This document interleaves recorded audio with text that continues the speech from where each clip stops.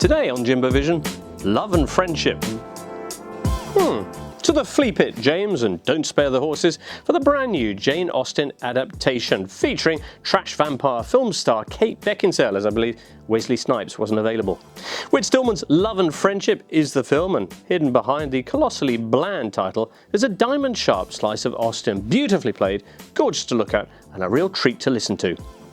Love and Friendship, flirty and don't mind that I'm over 30, is the story of Lady Susan Vernon, the most accomplished flirt in all England, a woman of no wealth but no little wit, who, having broken up a marriage at the last home she visited, invites herself to the country estate of her late husband's relatives, where she sets her sights on the scion of the family while planning to marry her daughter off to the most accomplished nincompoop in all England, played with aplomb by Tom Bennett.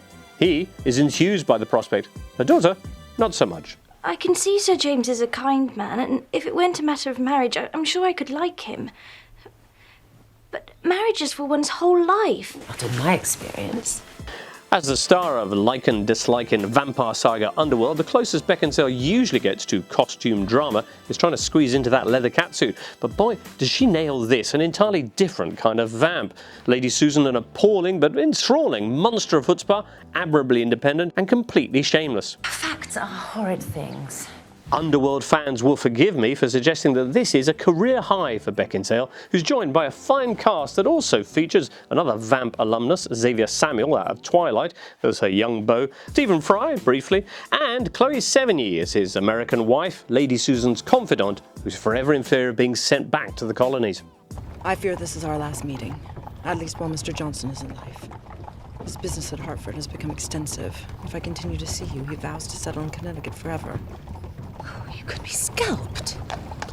Pacey, pithy and picturesque, I'd have this as director Stillman's finest hour too. He's made a career on neatly observed studies of witty, sensitive types being introspective, but this marriage with Austen works a treat for both parties. He gets the writer's superlative plotting, she gets a souped-up take on her original novella that elevates it to something almost wild in. Love and Friendship, indeed so packed with choice exchanges, it's hard to pick a favourite, but this from Lady Susan on the subject of her American friend is certainly one of mine.